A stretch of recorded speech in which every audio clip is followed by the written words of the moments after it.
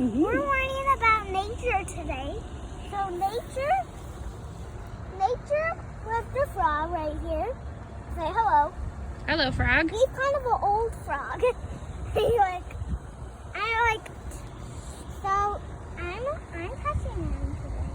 Like me thinking about trying to get some nice yummy bugs. We're being very gentle though, right? But he's not scared of me at all. Jackson, tell us what the frog eats. So the frog is flies. That is kind of yucky, similar thing. But he eats flies. And where does he sleep? He sleeps in the bottom of the mud. Yeah. And hang on to my hand. And what's a baby frog called? It's called a tadpole. Yeah, nice job. All right, you want to tell them anything else? I'm sure. I have to tell them a lot of stuff. A lot of things? Like what else? So guys, we now have a stick that I'm not touching him. So we're actually learning about nature. We are, yes. Nature is really cool. Nature is cool.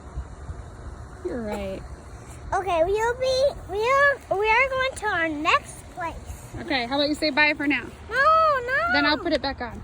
Okay, guys, we're going to take a little bit break of you.